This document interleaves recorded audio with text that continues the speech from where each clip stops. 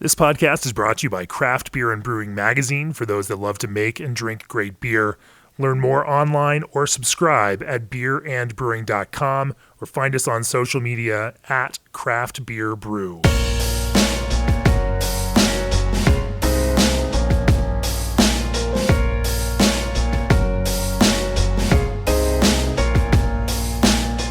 Welcome to the Craft Beer and Brewing Podcast. I'm your host, co-founder, and editorial director of Craft Beer and Brewing Magazine, Jamie Bogner. My guest on the podcast today is Andy Farrell, Brewing Innovation Manager for Bell's Brewery. Welcome to the podcast, Andy. Thanks, Jamie. Thanks for having me. Looking forward to talking to you here. We're speaking remotely, using all the magics of the internet to do so in this kind of COVID era. One of the subjects that we've been working on for the next issue of the Craft Beer and Brewing Magazine is low-calorie IPAs. And so the subject and the thinking around that popped up. We wanted to talk to Andy because he's one of the prime movers behind Bell's light-hearted low-calorie IPA. And so we're going to try to keep the conversation kind of focused in that realm and also talk to Andy about some of the other innovation stuff that he may be working on and some of the stuff that he's learned through that process of development for Bell's. Before we do that, nearly 2,000 breweries across the U.S., Canada, and Mexico partner with G&D Chillers. Innovative modular designs and no proprietary parts propel G&D ahead as the premier choice for your glycol chilling needs. Breweries you recognize like Russian River, Ninkasi, Jack's Abbey, Samuel Adams, and more. Trust G&D to chill the beer you love. Call G&D Chillers to discuss your project today or reach out directly at gdchillers.com. Also, kickstart your innovation with Old Orchard Craft Juice Concentrates. Old Orchard knows that a strategic seasonal release calendar means higher margins, increased taproom traffic, and secured shelf space for your brand. That's why they collaborate with countless breweries on product development conversations year-round. With unique flavors like watermelon, rhubarb, pineapple, and plum, the possibilities are endless. Get your Old Orchard sample kit with free 6-pack cooler at www.oldorchard.com/brewer. The way we typically start the podcast off is talking about you and your experience in brewing. Everyone's got a history. They don't just get here magically popping out of midair. Talk to me a little bit about your entree into craft beer and how that turned into a career in the world of brewing. Yeah, absolutely. So I guess my introduction into craft beer was through my older brother, actually. And would love to tell you that, I was 21 when that started, but it was a little bit before that, actually. So my brother was a fan, very early fan of craft beer, was a home brewer, extract brewer. And, about the time I was getting towards, 18 years old or so, right. And he'd get a beer for me every once in a while. And he started introducing me to beer that was made in a different way than what you typically saw at the time. And I guess that was my real introduction. As far as the career went, I have a pretty unique story. So I'm going on 20 years at Bell's, 20 years in the industry. And it really started with sort of being a bit of a lost soul college student who was I was kind of meandering my way through my early 20s, right. in and out of school, to be honest with you. And my parents were always very helpful, wasting their money a little bit. And there came a point where a job at Bell's opened up. And at that point, the culture around brewing really spoke to me. I was not looking to have a 9-to-5 job where I wore khakis and Oxford shirts or anything like that. So it was like, hey, here's a decent job. I didn't have I didn't exactly know what I wanted to do, and I took an entry-level job at Bell's. So I actually started out, this was in the year 2000, we were still kegging the majority of our beer in Hoff Stevens kegs at the time.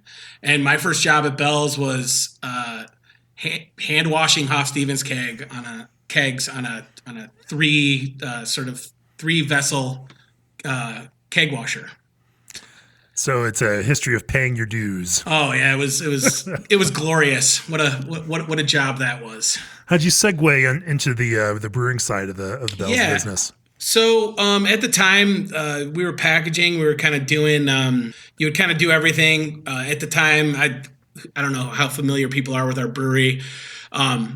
In I know it's because you about guys are such a tiny little brewery, and no one's really heard of you. Well, I mean, out in your neck of the woods, a bunch of people moved from Michigan, so I think in Colorado we're pretty well known. At the time when I started, the brewery was still in Kalamazoo, which is where our cafe is to this day. There's still a brewery that runs down there actually, and it's a brewery that reports up through my group, to this day. At the time though, the production brewery was down there. This is before we built our large facility that's about 8 miles outside of downtown Kalamazoo. Really, it was through opportunity. I realized pretty quickly going back to, looking for direction, I realized pretty quickly, almost immediately, sort of the alchemy that is brewing became Right. very interesting to me, and I was like, oh, this is something that I already knew a little bit about and was interested in, and felt like culturally I fit pretty well with the people that I knew. So I worked really hard. I was willing to. I'd work long hours.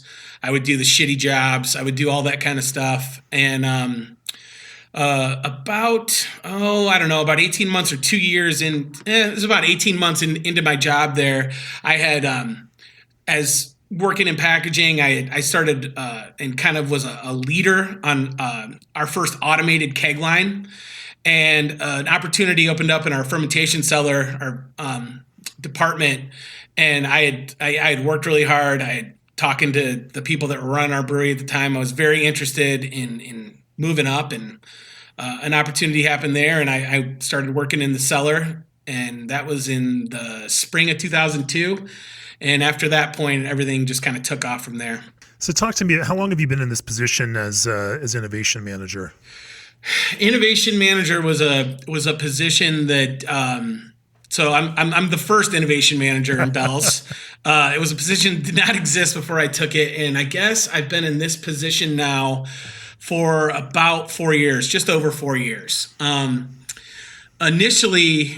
Or for a very long, I became head brewer at Bell's in 2011, and obviously in the head brewer role, which I guess technically I don't even know if that role exists in the way our brewery is currently structured anymore, but certainly the responsibilities still exist. And at the time, that responsibility was obviously day-to-day brewing. You manage the brew house, you manage the brewers who operated in the brew house, and then we were sort of booming at the time. And product development was always very important to us, but it was not quite the focus that it became in the years directly after that. So a new product idea would pop up, and that was just kind of added onto your responsibility with everything else.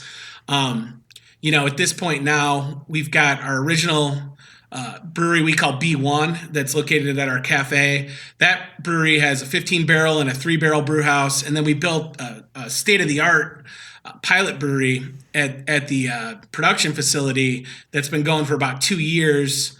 That's a 15 hectoliter, fully automated, really scalable to our production brew houses type of brewery, and all three of those breweries are under my purview now. At that time, there were times where we would run like 50-barrel test batches, of things. So the resources are much more significant now.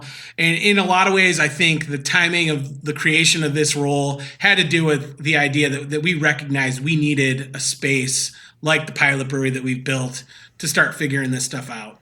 It is interesting, and there's that kind of common thread amongst, production-focused breweries at the scale of Bell's, where a number of years ago, everyone, as this kind of new product cycle became a dominant force in the world of craft beer, where having something new for drinkers became even more important and a reason that they would actually buy things.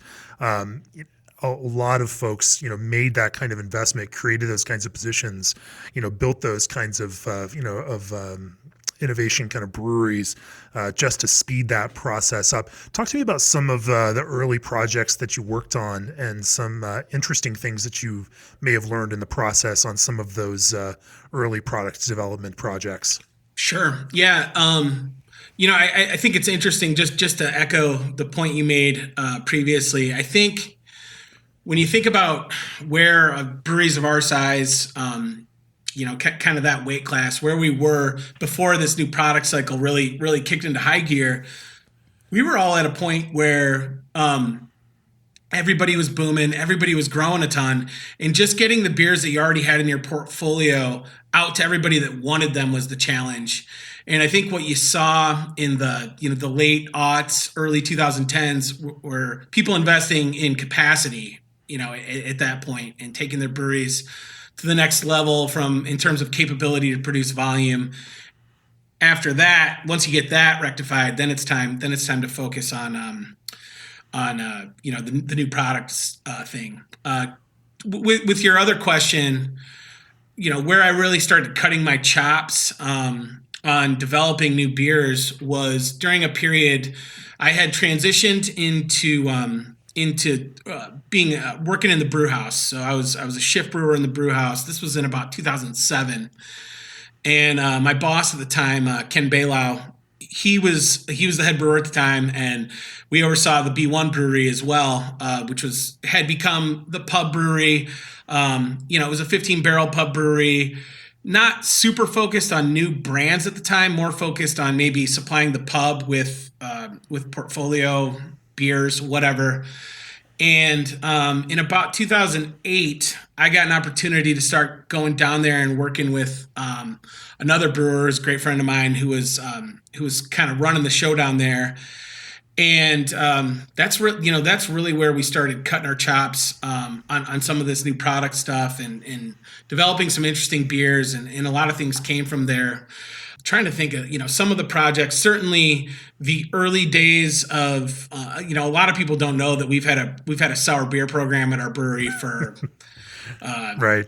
15 years, almost, maybe 13 years, something like that. So that was a huge early focus, was looking at bacteria and wild yeast and barrel aged beers, things like that. And then hops, which still continue in a lot of ways as new varieties come out, and we all are learning different ways to extract unique flavors from hops. Let's be honest, everyone knows hops are king in U.S. brewing, and getting an opportunity to go down there and build different IPAs, things that weren't, I think everybody knows Two Hearted Ale, all centennial hops, but us building beers with other unique hops sort of launched us into our next kind of cycle of looking at what to do next. Would love to talk to you about some of the stuff you learned about some of those hops experiments. But before we do that, this episode is brought to you by Hopsteiner, your premium hop supplier dedicated to delivering quality hops and hop products in every package. Visit hopsteiner.com for a complete list of offerings, or select Shop Hops to start ordering today. Also, Ska Fabricating is excited to introduce the newest player in their all-star lineup of canning automation, the Magic Bus, a fully automatic can depalletizer with pallet management. No more pouring time and labor into the manual handling of pallets, top frames, and tier sheets on your canning line. Packaging teams can simply load cans, deband, and press start. To learn more, contact SkaFab today at 970-403-8562 or reach out online at skafabricating.com. You mentioned hops learning, and this is a common thread that I hear, when talking to, that kind of innovation brewers, that understanding more so not just flavor alone, but also interaction with yeast, interaction with malt, impacts on all of the other, kinds of elements of a recipe are pretty significant, especially as you delve out of these things. Hops are more than just a one-to-one flavor replacement in any kind of recipe. Talk to me a little bit about some of the interesting findings through some of your brewing and with some new hop varieties, and how that has impacted the way that you've developed some new beers. Yeah, so around hops, there came a point, I think, that the market drove some of it. For one, there were points in the 2000s, certainly getting around the 2007 to 10, 11 era, where there were a lot of interesting hops. There was a lot of breeding innovation going on in Yakima and out west, and new varieties, and the availability of those varieties was tough. So, one of the things that I learned quickly was, as you're building a hop profile for an IPA or a hop forward beer, it's good to find dance partners. It's good to find hops that work well with each other. And I certainly, I'm not saying anything novel there at all. There was a point where we were building new hop forward beers, and some of these years when maybe the centennial crop was problematic, and we were looking at contracts that were maybe going to come in short, things like this. And we would talk to our partners out west, and the irony that the brewery that has one of the better known single hop variety IPAs in the country, we were swearing up and down that we would never build a single hop IPA ever again, was not lost on people. It was pretty funny. So that was interesting. Other really interesting things. Raw materials. I'm very passionate about brewing raw materials. I'm part of our hop selection team, and as that developed earlier part of this decade, I've been part of that team now for going on 10 years. But sort of that transition from a hop that rubs really well when you check it out for the first time, and then how to apply that to a beer. It's almost like wizardry, because not everything that smells great in your hands comes through in a beer. You got to be ready to try stuff, and you've got to be ready to cut bait when it doesn't work. That's for sure. Are there some traits that you find in particular consistently don't follow through? Or there are some commonalities between that difference between the rub and the brew?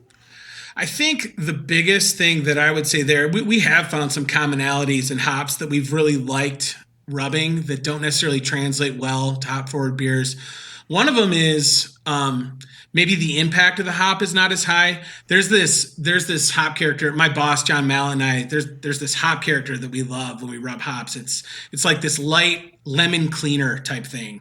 And we used to rub these really delicate hops out in some of the breeding yards out west, and we'd pick it up and it'd be like, oh man, if we could just carry that over to a beer, man, it would be amazing, And what we found out is that light lemon or light orange is really hard to translate into a beer. The brewing process is a volatile process, and those compounds that drive that character are volatile and delicate, and you drive them off, and they're really hard to get in to a finished beer out of a delicate hop. So number one, you got to find impact. I guess you can dial down the mix later on, but if you start low, then if you start low, it's tough. Yeah exactly.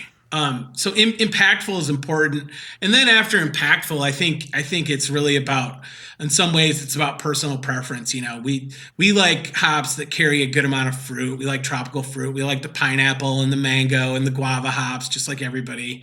Some people are like a hop that's really dank, or is impactful in that way. And it's really just about finding the varieties that are interesting to you and being able to identify the character that you think is going to work well in your process. And you got to keep in mind that the yeast you use and the equipment you use, your brewing water, all these things are part of a matrix. And what works for one brewery is just not necessarily going to work for another, For sure. How do you all get on the same kind of sensory page around some of this hop selection?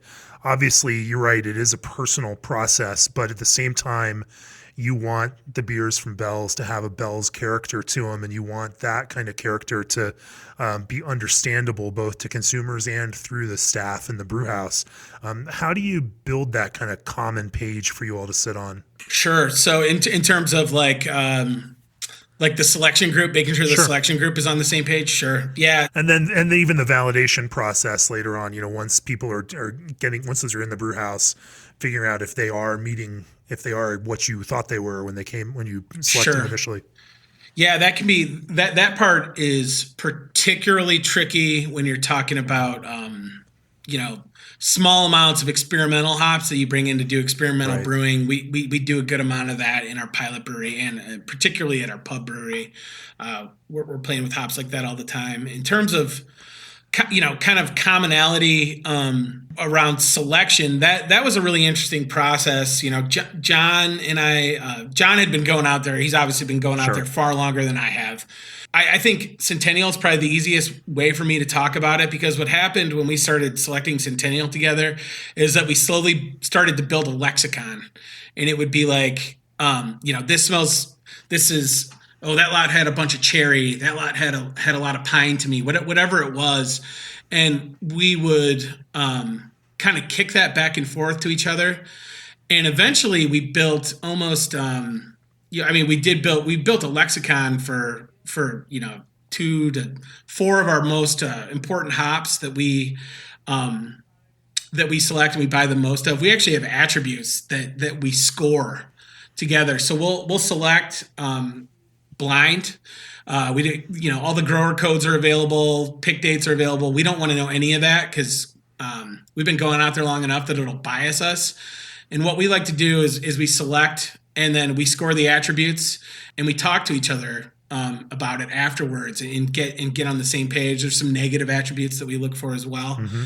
The interesting part is we bring out folks that haven't gone out there every year because it's a great learning experience.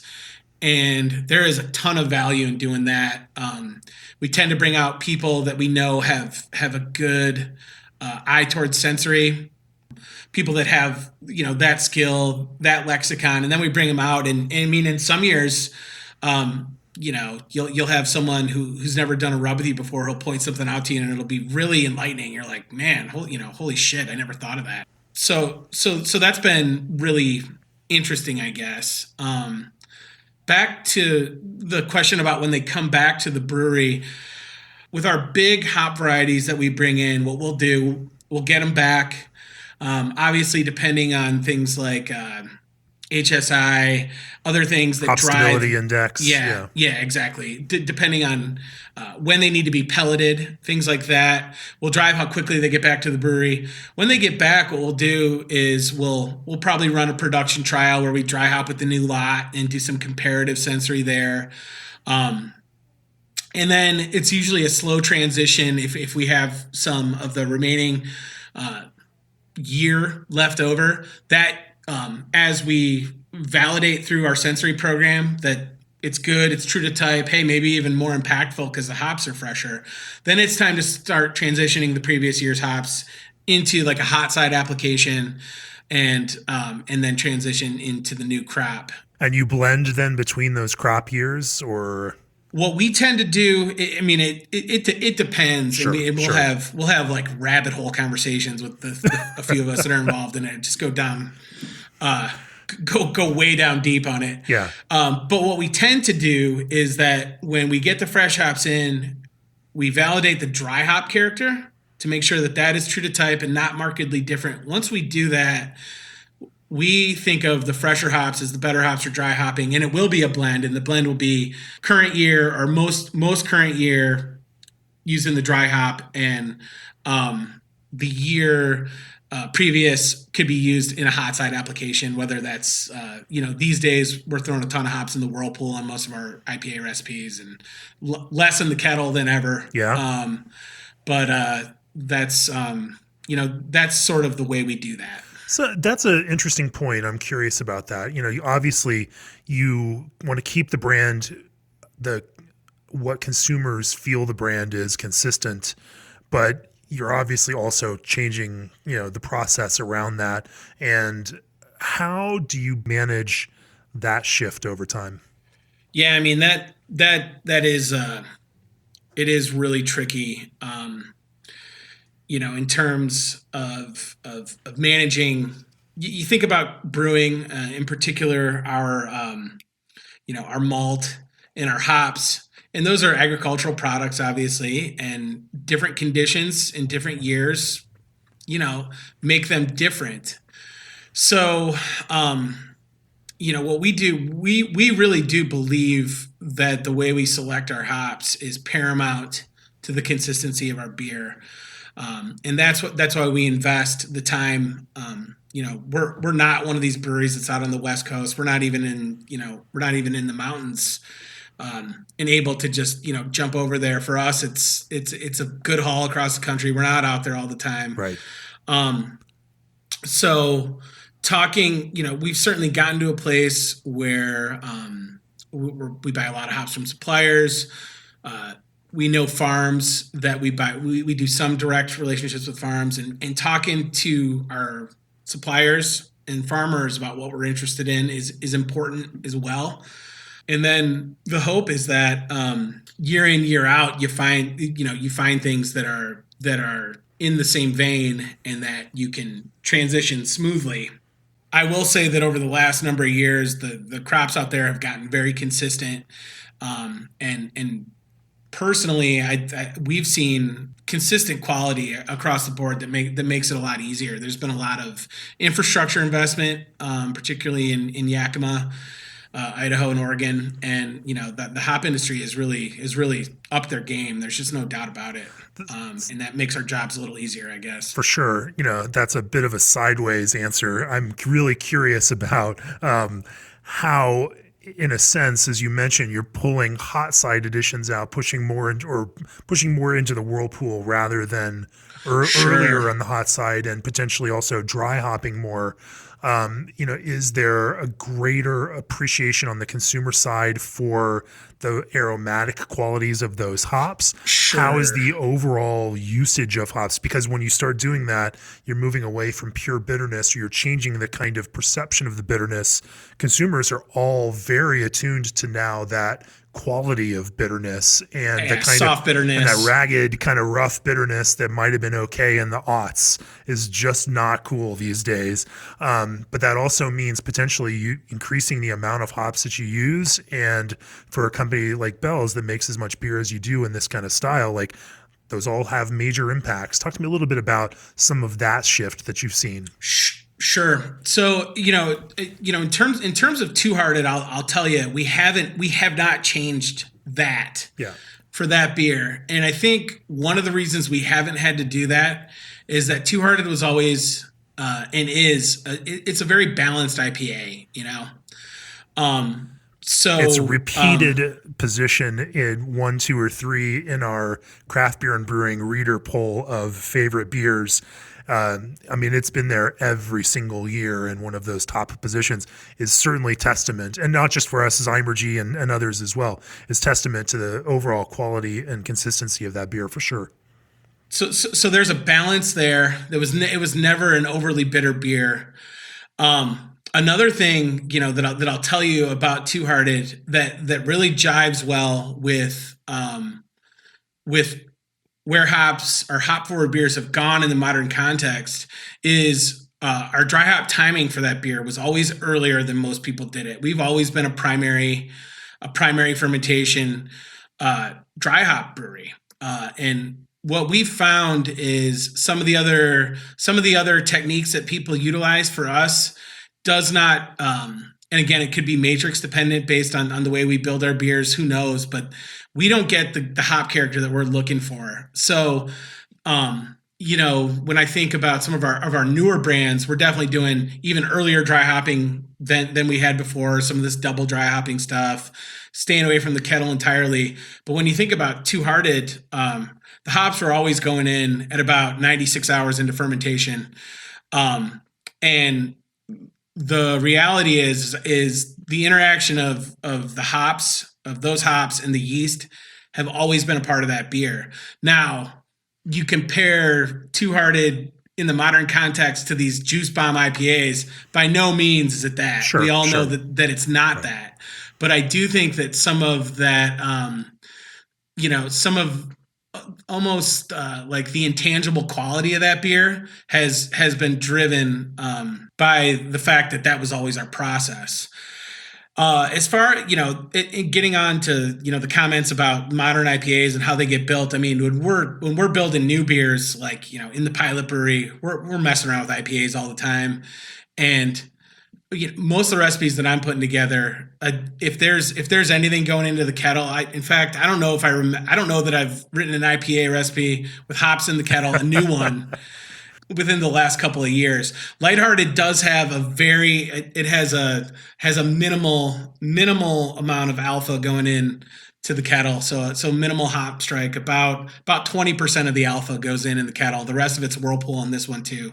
So the way that I look at it as an innovation manager, especially with brands that we know are successful and have a strong base, you don't need to mess with what works, but the opportunity to make new beers in that new vein is there, and you're doing yourself a disservice if you just if I said the hop schedule for all IPAs at Bell's is the hop schedule Two Hearted uses, well, that's not going to work for new products. Right. It's just not. So let's talk a little bit about Lighthearted. Obviously, Sure. that was kind of the reason that we're having this conversation at all. Before we do that, this episode is brought to you by Brewers Publications, publishers of Historical Brewing Techniques, The Lost Art of Farmhouse Brewing by Lars Marius Garshall.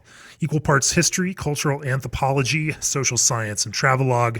Historical Brewing Techniques describes Northern European farmhouse brewing and fermentation methods that are vastly different from modern craft brewing. Order your copy of Historical Brewing Techniques today at brewerspublications.com. Also, Craft Beer and Brewing's all-access subscriptions give you a year of the print and digital editions of the magazine, plus access to our library of video courses, a special deep dive email only for all-access subscribers, premium content, and all-access exclusive merchandise. Go to beerandbrewing.com and click on the subscribe button to join now. So Lighthearted, I'm on my second can over the course of this podcast now, and I'm enjoying the fact that I can drink this beer that is under 4% alcohol and continue drinking it and not lose my portion of the conversation here. One of the things I noticed when looking at ingredients and mix was they use Galaxy hops in this one. And I in particular found that to be an interesting choice, given, number one, the Galaxy hops are rather expensive, especially for something like a low-calorie, easy crushable, 6-pack that I just paid $11 at a store for, and so it suggested to me that there's some other reason that you use this in the mix here. Since we're talking about hops, talk to me a little bit about how that hops mix in this kind of very low calorie, very light IPA becomes so important. Sure. Yeah. I mean, it was interesting. And what I would tell you about this project. So we sort of had a target. We knew that this was an area in in terms of our portfolio that we really wanted to target. So we had about 3 or 4 ideas going in our pilot brewery at the time.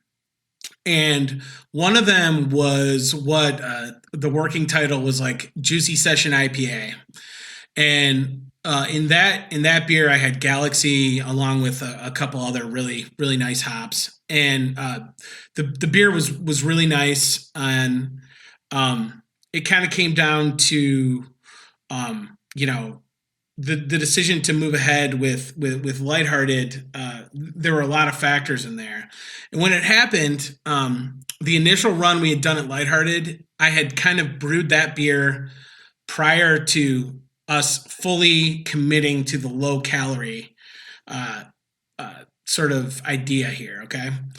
And what we did was we just scaled down a normal batch of Two Hearted, and I targeted, I don't know, like 4.5% alcohol. It was like 4.5% ABV, 130 calories, something like that. Just kind of your typical session IPA.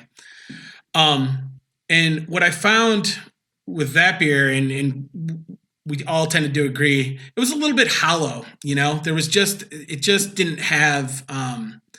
There was just something missing. We use sort of these goofy terms sometimes at our brewery. And John and I were talking about it, and we were in the room with a bunch of sales and marketing people, and we were telling them that the middle was hollow.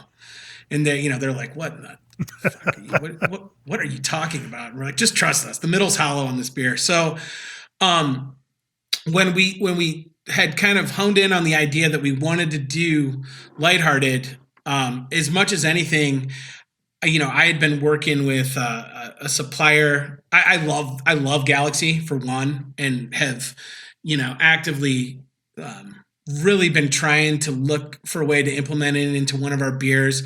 And as we focused on the first sort of low-cal iteration of this, Right. I thought, let's take a crack at it using it that way.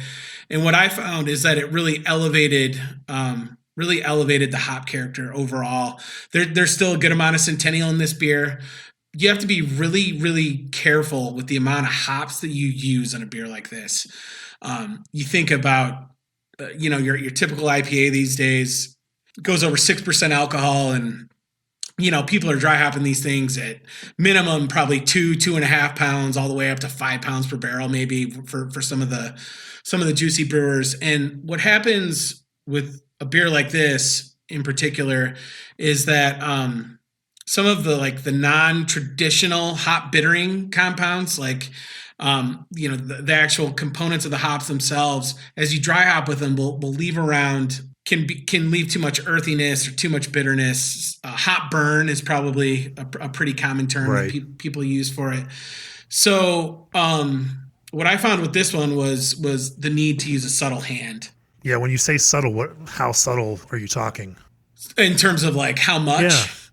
Yeah, we're still up near a pound per barrel on this thing, which would have been not subtle at all 15 years ago. That would have been your typical usage. But as we build these things now, we really are, we're hopping much more heavily than we used to. The other thing about it was, from a matrix standpoint, when I think about Two Hearted and what Two Hearted is, Two Hearted's got malt balance. That's one of the big things about Two Hearted as an IPA. There's malt balance, and the hops. There's obviously, with Centennial, the way that we're hopping with it, there's a citrus component. There is, sort of a piney component to it, and maybe some red fruit, kind of generic fruit character that comes with it too. And what we found when we scaled this thing down, the malt wasn't there. The malt on like the initial probably 3 trial batches was not where it needed to be. Like, it was really hard to get the beer as dry as we needed to for it to have drinkability. That's getting the alcohol where it needs to be. It's also the way that we're controlling our calories as well. And it was really hard to do that and still maintain, the malt character that we believe is synonymous with Two Hearted, which this is lighthearted. It needs to be in the same family, So that got to be pretty tricky, and we playing around and getting the right malt, the right malt profile behind this beer, along with getting the hopping just right, it took some playing around with, for sure. Now, I know there's certainly some proprietary stuff there, and I don't expect you to share all the secrets. But when you talk about that from a malt basis, if we look at some of the others that play in this space, like Slightly Mighty from Dogfish Head, they are using monk fruit as something to add some body and a little bit of heft to that, to fill in that hollow middle. Weldworks with Fitbits is doing the same kind of thing. Deschutes with Wowza has added chicory, for the same kind of process to kind of add something unfermentable, but also, still also trying to maintain the low calorie and, needing to have some heft to it, but also remaining dry. Are there some ways that you all helped solve that problem for Lighthearted? So that was that's a big conversation around our brewery all the time, which is like brewing ethos, which is sort of like making sure that we stay true to Bell's and what we've always been when we build these beers. One of the tricks, for sure, I think when you look across the sort of the landscape of these brands, you're going to see a couple of things. Some of those other products for back sweetening and body are certainly there. Depending on what that product may be, that may work well with our ethos, or it may not. What really works best with our ethos is water, malt, hops, and yeast. And that's what we try. That's what we try to do. One of the other things you're going to see is people playing around with playing around with enzyme, right? Sure. Enzyme's gonna give you the ability to get the beer very dry. It's gonna take the carbohydrate down significantly, and that is also not something that works well with our ethos. It's not something that we do. So the challenge with this one really was, from my perspective, or the challenge that I was tasked with, was making a beer that worked with Bell's sort of traditions and ethos, and still meeting customer expectation in terms of calories and in terms of flavor. And we did that through, that's really all that's in this beer: water, malt, hops, yeast, and some certainly mashing profile is part of the consideration when you're going to brew that way. And that took it just took a significant amount of work. Sure. That's part of why breweries invest. Breweries like ours invest in pilot breweries, which we probably took at least 8 to 10 cracks at this thing before we even ran a production trial, and then ran a couple of production trials too. So it just takes time, and I'd love to say that there's this map that you can follow for doing this, but from my perspective, the best way, and probably the most fun way too, is to brew the beer and make adjustments and learn from what you do and try and perfect it as much as possible. So when you mention, mash regimen, I assume you're mashing higher and aiming to leave a little less fermentable sugars, a little more kind of dextrin component, which can give it some of that extra body.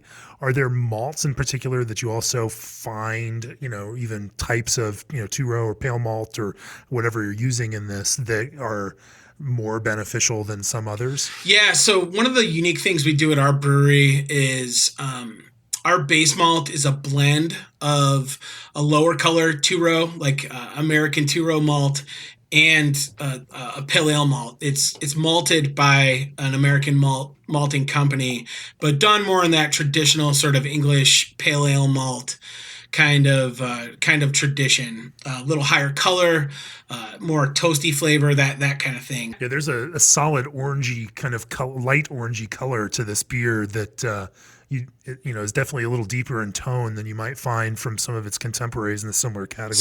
So what we actually did with this one, Two Hearted is a really simple recipe. It's two-row pale ale malt and C40, and I was worried about and we saw this in the 4.5% ABV recipe that I sort of mentioned earlier.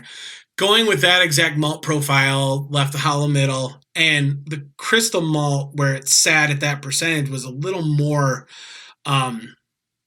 maybe a little more than what you would want in a beer this light. So we actually took a unique approach. We threw a little bit of Munich malt in this thing. Not a bunch, but enough to sort of support everything else. It gives it a little more color, and it definitely gives it some malty character, to be sure. Do you find from a performance perspective that over time, given you're also brewing a beer that's got to sit in a variety of kinds of conditions at retailers and still taste good, whether it's sitting out warm stored in the middle of a store stack, or whether it's been fridge kept, that Munich malt performs in a different way than say a C40? Sure. I mean, so there is still C40 still in there. I think. Oh, okay. They're both actually part of it. What I would say is, there's no doubt that the way a beer is stored and treated and handled affects the customer experience. One of the things that happens at the brewery, particularly when you're I've been part of our core sensory panel for going on 15 years now, is you just taste your beers when they're at the absolute peak of awesomeness. Right. They're 1 day old. they're newborn baby beers when you taste them, and you're just like, oh man, our beers are they're always amazing. And and then you're right, you end up maybe you're on a camping trip in the middle of wherever, the middle of Nowhereville, and you walk into a into a store and see one of your beers, and you're like, yeah, right, let's give this a shot, and you're like, oh man, what happened to this thing? So that's certainly a challenge with a beer like this, considering the malt that's there. As it oxidizes over time, certainly that malt character could be enhanced. What I would say is that we haven't seen that a lot in our sensory studies to this point. So it seems like it's been holding up well, to be sure. We're very confident in the customer experience that we're going to provide, to be sure. Oh, you have some super tight production folks also who make sure that the beer going out is in the best possible shape for that kind of aging process. They do it all. Those are the people that deserve the credit. That's for sure. You got that right. Yeah. In terms of now, I'm thinking again about the hops in this beer. How do you balance that kind of classic Centennial character that Two Hearted is known for with this kind of fun and funky Galaxy angle? Is there, how do you weigh those two hands against each other and kind of find the right balance between these quote unquote dance partners? So the thought there was that, again, this beer is not an exact light version of Two Hearted, but being that Two Hearted was the inspiration, there was no doubt that Centennial kind of needed to be the if anyone was leading the dance, it was going to be Centennial. So what it really was a thought towards how do you proportion those out in a way that gives you what you're looking for. And I'll be completely honest with you. I sort of made an educated guess. I go through, and it happens when you write a lot of recipes, you get used to doing things a certain way. You know how it works in your brewery, and you almost get like a sixth sense around it. And I use the analogy of you're not going to ask a chef how much salt they put into a dish. They just know. You just have a feel for it. Sure, it does happen from time to time. But I'll be honest with this one. I was like, okay, I figured that if I went too close to even 50-50 on the dry hop, that it's going to turn into a Galaxy beer. And I don't think that Galaxy, like even within the matrix of that beer, I don't even know that Galaxy's a great hop to lead that matrix. So in a way, what we tried to do was it's still a beer led by Centennial with Galaxy in strong support and enhancing the character. So maybe it's certainly not a Galaxy beer, but I think the Galaxy gives it a character that it's not going to taste just like a Centennial beer to a customer either, and that was sort of what we were going for. There's a little bit of a little brighter fruitiness, lemon lime kind of highlight element to it that I think the Galaxy probably provides. That's in that overall mix. That's exactly to sort of brighten up the hop character. Was exactly. I could show you the notes that I wrote after I tasted the first batch, and it was just. We love Centennial. It was just a little too heavy, almost weighty, kind of weighed the beer down a little bit. Yeah. And the use of Galaxy in that way brightens it up and it lightens it up a little bit. And certainly was a very, from our perspective, effective way to utilize the hop, to be sure. It speaks a little bit to what a lot of brewers talk about, is that kind of ABV dependency and impact on hops expression. That the way that something like Centennial may express in a 7.5% beer is going to be, or can be vastly different than the way that the same thing expresses in a 3.5% beer. At the same point, like when we taste juicy IPAs, a lot of those beers, honestly and objectively, score better, taste better at that 8% range than they do at a 6.5% Sure. range. And these are small things, but they have significant impacts in that the additional amount of sweetness that you can have because of the additional amount of alcohol helps bring out different kinds of fruit characters. And then of course the opposite is true when you get down into the high 3 ABV range, where you just don't have as much leeway and you have to find really tight but important impacts in small ways to accomplish those same kind of tweaks. Well, it's absolutely true, and it's a great point. Our fear, one of the fears when we started messing around with this beer is that, at 3.7%, there's just not that much there, and the last thing you want to do is, give the customer the experience of what it would be like to put a hop cone in their mouth. And that was we've had those session IPAs before. Those were like the 2013, 2014 session IPAs. They're out there. We can all do without. Yeah. We can all do without those beers. They are out there. So it's as much as hops drive the beer, right? You have to remember that the best beers are the beers that are built with some kind of matrix. I made a joke, actually made this joke earlier today. You want to build a beer with the destination in mind and the recipe being the map, not the, not with the destination unknown and, hey, look, I built a map and this is what ended up. And I think that when you have that in mind, or in the case of this beer in particular, that was certainly heavy on our minds, which was like, we've got to make sure that this isn't just, nothing but, the bitter green hop, not what we were trying to do, Is there any mouthfeel contribution from the hops themselves? It's another interesting impact where, again, not all hops are the same just from that simple physical sensation category. Some tend to, add a little bit of weight to that kind of middle, and more so than others.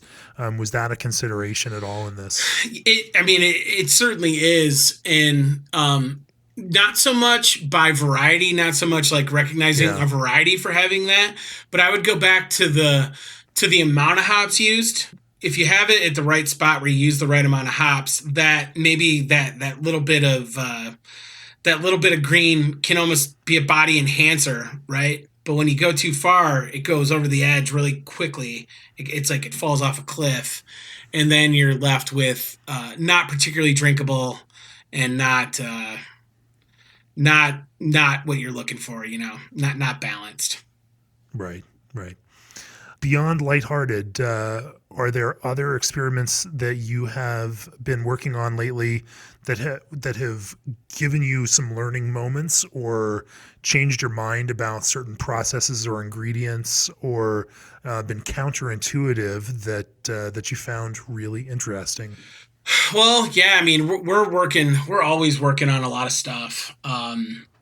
Big focus right now. We're always looking at hop innovations. One of the kind of holes in our portfolio over the last 6-7 years is sort of that hop forward 5% ABV, what would have been an old school English or American pale ale in our portfolio. We haven't had that. So there's been a lot of focus on that, on sort of that range of beers. I've been looking at that through the use of maybe some of the juicy IPA characteristics. We've got an interesting beer that'll be part of a holiday variety pack this year called Juicy Gossip, which is just under 5% ABV. That is dry hopped with, I'm trying to remember, Strata, Idaho 7, and Azaka. And again, I guess in terms of like learnings there, I would say again, certainly nicely hopped beer, good amount of hops, but again, within the matrix of that beer, which is much more of the classic matrix. People we're using an English ale yeast. We're doing all that kind of stuff. Again, a reasonable hand with the amount of hopping going going into the fermenter for dry hopping was very useful in that beer. So some of the earlier versions that were super heavily hopped, way higher hop burn than where we ended up with. So obviously still a respectable amount of hops going into that one, but Right. that was certainly that's been an interesting experiment. That's another one that we've been looking at for better part of 18 months. A bunch of different iterations coming out of both the small breweries, playing around with a lot of different things. We are looking heavily at we're playing a lot with fruit right now. Looking at some fruit kind of brand extensions with Oberon, which have been pretty interesting, but also looking at doing, quick sours, fruited quick sours, things like that, which has been really interesting as well. And then one that we don't quite have rounded up yet, but we're certainly working on, is this idea of like an easy drinking. What does the Bell's version of an easy drinking approachable ale look like? And that it's like when the most simple recipe that you've written in a decade is the hardest beer to like actually execute correctly. I think it's kind of nice to double down on your process and double down on the quality that you've established as a brewery to help drive an interesting, innovative beer, as opposed to maybe relying solely on the use of a lot of raw materials. So For sure. So, in this kind of COVID pandemic era of brewery challenges, it's a tough time in general for people that serve beer, breweries that make beer. Even folks that have been able to maintain volume are still seeing a lot of pain out there, and the people, the accounts that are selling their beer, et cetera. But rather than dwell on that negativity, we've talked about that in previous episodes of the podcast. I don't want to dwell there. What I want to instead look at and ask you about is, what are you most excited about in terms of what's happening in craft beer now? From a 20-year plus experience with craft beer, working professionally in craft beer. What are your positive takeaways about where beer is now versus where it's been in the past? Yeah, I mean it's a great question, and there's so much to it. It's so vastly different based on your perspective, whether that being being a very small new brewer to established pub brewery that's been around for a long time to large regional brewery. Like Bell's. For us, what has been certainly, I guess, heartening through this is, like you said, everybody's affected by this thing. We've been affected by it. We're, along with everybody else, we're not where we thought we would be from a volume perspective at this point in the year. But when you take a brewery that sells a ton of draft beer and stop packaging beer in draft for a quarter of the year, that's going to happen. We've seen great strides in our can production, which has been very good for us. It's kept us afloat.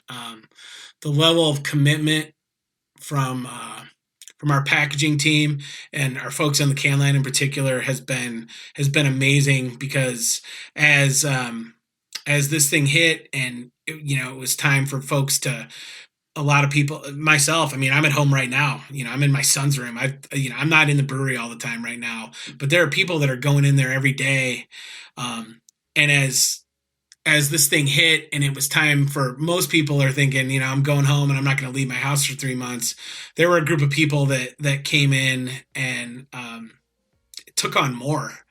and there's certainly something to be said for that. I want to point out that the brewery's done a really fantastic job of being ahead of the curve on safety for all the employees. As far as the general question about craft, I guess I'm excited about watching the industry grow up. I think that breweries, the new breweries, people that come into this thing there's so much more information out there than there used to be. There's so much better education than there used to be. You look at all the educational programs across the country for brewers now. People are coming in and they really have the tools at their hands to succeed, as challenging as it is. Certainly more tools than someone like Larry Bell had in 1985 when, he walked into banks asking for loans and people looked at him like he was, you want to do, sure, what do you want to do? You want to do what? The other thing I think that I would point out and certainly hope for the small brewers that are listening in is that, small businesses can be resilient. And I think, just hoping for the best for everybody who's in their own situation, and that people find ways to be resilient. And what better industry to deal with a curveball than an industry that has done nothing but throw curveballs for the last 40 years, we've been innovative in the way that we've made new beers and our new products and our packaging and all these types of things. And it's going to take innovative thought and openness to a changing business landscape, to make it through this thing. So I don't know if that's sort of another roundabout answer, but I guess I think that's a great place to pull it to a close. Nearly 2,000 breweries across the U.S., Canada, and Mexico partner with G&D Chillers. Old Orchard supplies juice blends from Beer City, USA. Hopsteiner is your premium supplier for quality hops and hops products. Ska Fabricating invites you to take a ride on the Magic Bus. Historical Brewing Techniques, The Lost Art of Farmhouse Brewing, is out now from Brewers Publications. And Craft Beer and Brewing's All Access subscriptions are the best way to support this very podcast. Andy, if people want to learn more about you or about Bell's, where do they find you all? www.bellsbeer.com, I believe, is the website. Let's leave that in there, and if I'm wrong, I'll get you back. Now, bellsbeer.com is a great place to learn all about our releases, and if you're ever in southwestern Michigan, you can stop by our cafe in Kalamazoo, which is actually reopening tomorrow under obviously some restrictions in terms of how many folks we're letting in. We would love to have you. So that's where you learn about Bell's. Fantastic. Andy Farrell, Brewing Innovation Manager for Bell's Brewery. Thanks for joining me on the podcast. Thanks a lot, Jamie. Cheers. Cheers. This podcast is brought to you by Craft Beer and Brewing Magazine for those that love to make and drink great beer. Learn more online or subscribe at beerandbrewing.com or find us on social media at Craft Beer Brew.